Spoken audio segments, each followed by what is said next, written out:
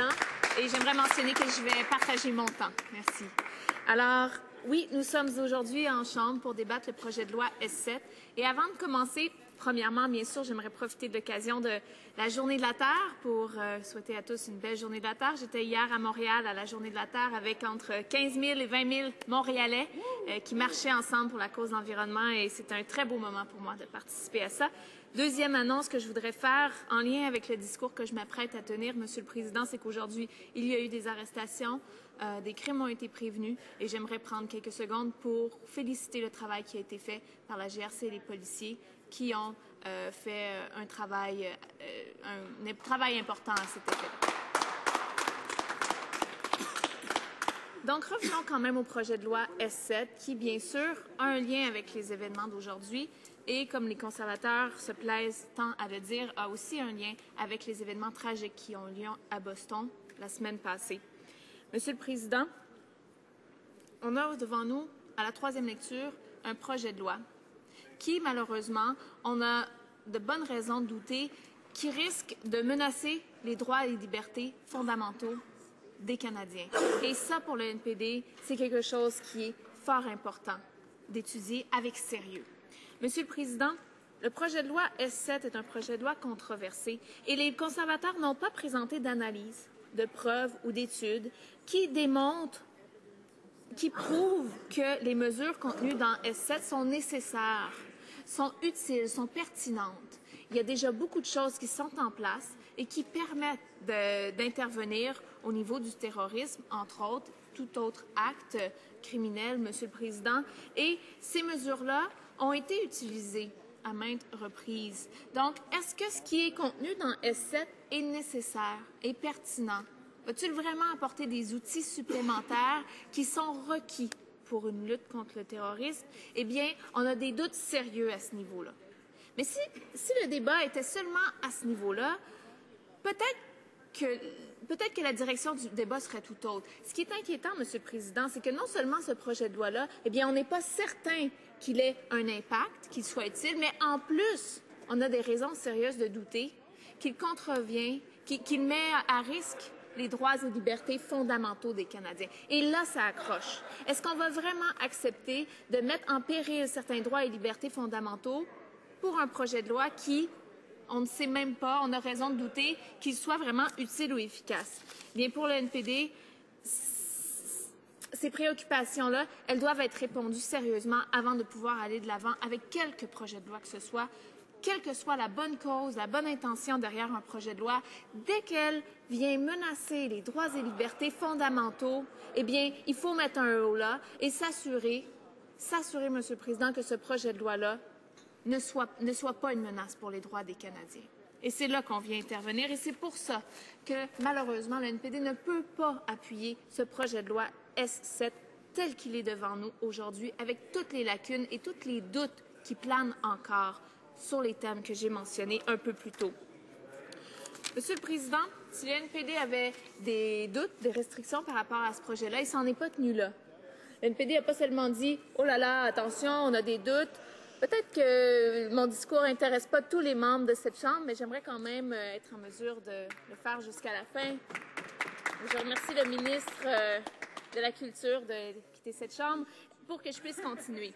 Alors, oui, comme je le disais un peu plus tôt, Monsieur le Président, ce n'est pas que le NPD s'est simplement tenu au fait que, bon, on a des doutes, on arrête là, on bloque le projet de loi. Non, Monsieur le Président, il y a un travail sérieux qui a été fait par les députés du NPD sur le comité de la sécurité et il y a 18 amendements qui ont été apportés, qui ont été présentés au comité pour débat pour essayer d'améliorer ce projet de loi-là et s'assurer qu'il n'y ait pas de menace aux droits et libertés des Canadiens.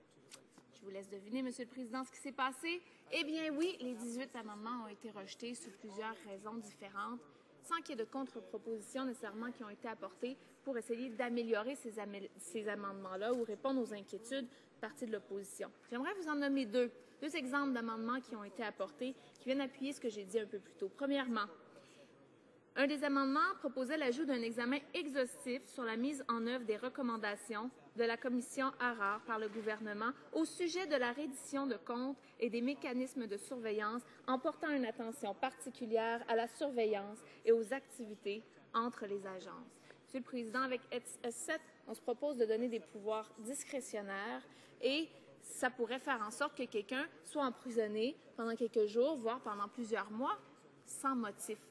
Et là, ça devient inquiétant. Et le NPD a voulu, par des amendements comme celui que je viens de nommer, s'assurer que les gens, les individus, soient respectés dans leurs droits, dans leurs libertés fondamentales. Cet amendement-là n'a pas été accepté. Un autre amendement, Monsieur le Président. Inclure l'avis de la Commission canadienne des droits de la personne sur les questions relatives au profilage et à la discrimination raciale entourant le projet de loi S7. Et à ce niveau-là, j'aimerais parler de Church of God, une église dans ma circonscription que j'ai rencontrée récemment. J'ai rencontré des aînés, j'ai rencontré des parents, j'ai rencontré des jeunes très dynamiques qui m'ont parlé de plusieurs enjeux. Mais entre autres, ils m'ont parlé de l'enjeu de profilage, leur inquiétude et même leurs expériences vécues de leurs amis, de leurs proches ou d'eux-mêmes au niveau du profilage qui affecte entre autres la communauté noire de l'ouest de l'île. Et je veux faire écho à leurs commentaires aujourd'hui pour leur dire que je les ai entendus et que si dans un projet de loi, on a des doutes, est-ce que le pouvoir discrétionnaire puisse mener à peut-être du profilage, de la discrimination raciale, bien le NPD est là pour se tenir debout et pour mettre une halte, s'assurer que tous les projets de loi qui sont présentés en cette Chambre, eh bien, ils respectent les inquiétudes des gens de la communauté noire comme les membres de la communauté de Church of God, Monsieur le Président. Absolument. D'accord. Je voudrais poursuivre, Monsieur le Président, en faisant écho à ce qu'une de mes collègues des conservateurs a dit aujourd'hui en cette Chambre sur le sujet du projet de loi S7. Elle a dit qu'elle déplorait la position du NPD, qu'en fait, il fallait bien qu'un jour le NPD se rende compte de tout ce travail qui a été fait en comité sur le projet de loi S7 et de tous les témoins qui ont été entendus et qui appuyaient le projet de loi S7. Bien, Monsieur le Président, je ne l'ai pas cité, j'ai paraphrasé, c'est un peu ça que ça voulait dire. Et moi, ce que je veux répondre à ça, c'est qu'en fait, désolée de la contredire, mais il y a plusieurs témoins qui étaient aussi inquiets et qui n'étaient pas d'accord avec le projet de loi S7 tel qu'on l'étudie aujourd'hui en cette Chambre. Et j'aimerais vous donner deux citations de témoins qui ont comparu au comité, Monsieur le Président.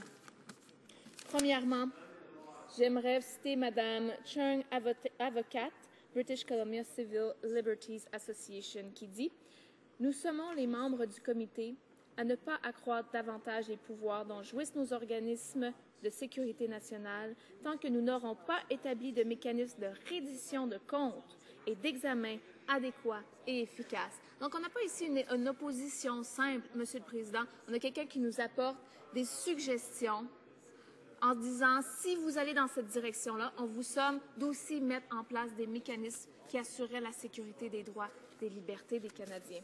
Je voudrais citer quelqu'un d'autre, Monsieur le Président. Monsieur Paul Calarco, membre, Section nationale de droit pénal, Association du barreau canadien. Il a dit, je cite, « Il ne fait aucun doute que pour protéger la société, il est essentiel de prévenir les actes terroristes. Pour cela, il faut des lois efficaces, mais aussi des lois qui respectent nos traditions juridiques. Malheureusement, ce projet de loi n'atteint pas ces deux objectifs. » Donc, c'est pour vous dire, Monsieur le Président, que le NPD n'est pas tout seul dans sa bulle en se disant « Oh, attendez, peut-être qu'il y a des inquiétudes à avoir. » Il y a des experts qui sont de notre avis que ce projet de loi tel qu'il est, eh bien, il représente une certaine menace ou il ne représente pas une mesure qui risque d'être efficace. Je vais finir, Monsieur le Président, en disant que, oui, je réitère, le NPD et moi-même, nous sommes convaincus qu'il faut apporter une attention particulière et sérieuse à la lutte contre le terrorisme. Et là-dessus, on est tous d'accord en cette Chambre. Mais par contre, comment est-ce qu'on va le faire? Elle est là la question. Et le projet de loi S7, elle n'est pas, selon nous, la réponse parce qu'elle vient menacer des droits et libertés fondamentaux qui sont chers aux Canadiens, desquels on peut être fier et qu'il ne faut pas, il faut s'assurer qu'on ne les menace pas. Est-ce que ça veut dire, Monsieur le Président, en votant contre ce projet de loi, qu'on appuie les terroristes? Bien sûr que non, Monsieur le Président. Ça, c'est complètement ridicule à affirmer. Il faut partir de la base du fait qu'on veut tous, en cette Chambre, apporter des outils utiles, importants pour lutter contre le terrorisme et le projet de loi S7, malheureusement, n'en fait certainement pas partie. Merci, Monsieur le Président. Questions and comments? The Honourable Member for Calgary Centre. Thank you very much, Mr. Speaker. I just wanted to explore a little bit more the comments from the NDP that we don't need this bill, that S7 somehow is already covered, all of the measures are covered here. And I'd just like to ask them, we do have clauses in this bill covering new offences for leaving Canada or attempting to leave Canada for the purpose of committing a terrorism offence or an offence that would be created under proposed amendments. These new offences are aimed at deterring persons who could be planning to receive terrorist training or engage in other terrorist activities abroad. In light of the fact that we've had 2 men from London, Ontario, recently identified as being involved in the gas plant attack in Algeria, which is of significant concern to residents of my riding, a lot of whom travel to various countries to work in the oil and gas industry.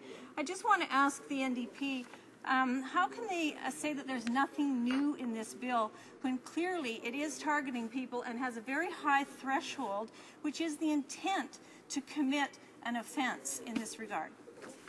L'honorable député de Pierrefonds-Dollard. Merci à ma collègue, respectueuse collègue, pour sa question.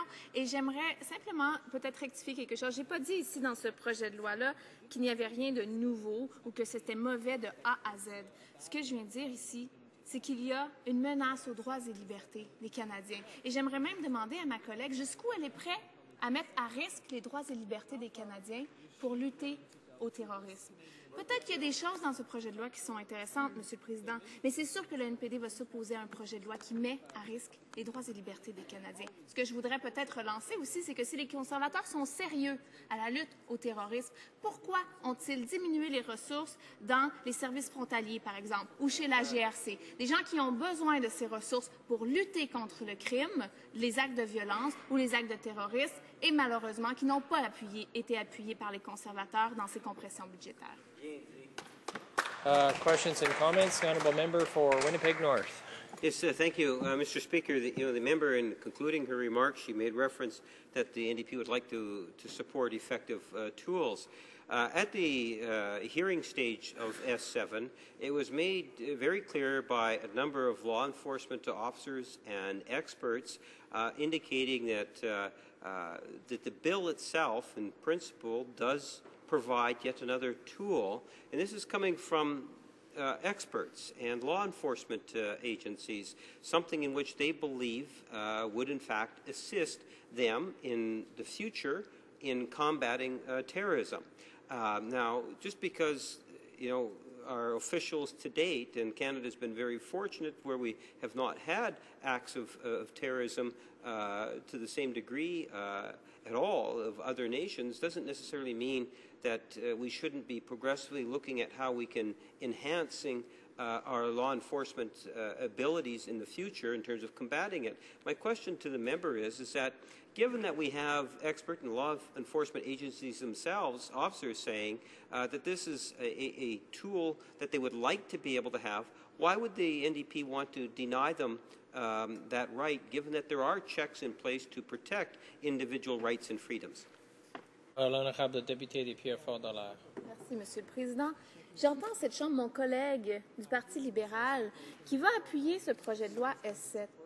Mais j'aurais bien aimé l'entendre nous parler de la menace de ce projet de loi-là sur les droits et libertés fondamentaux des Canadiens. Parce que si le Parti libéral veut se vanter d'appuyer et de défendre ce type de principe, Monsieur le Président, on ne le voit pas dans leur action, dans leur appui à ce type de projet de loi S7. Est-ce qu'on va aller de l'avant avec n'importe quel projet de loi qui pourrait peut-être être utile s'il menace les droits et libertés des Canadiens, Monsieur le Président? Nous, ce qu'on dit, c'est pourquoi précipiter l'étude de ce projet de loi-là? Il y a encore des doutes sérieux qui planent, soulevés par des experts et soutenus par le NPD. Il faut répondre à ces inquiétudes sérieuses-là avant d'aller de l'avant avec un projet de loi comme celui de S7.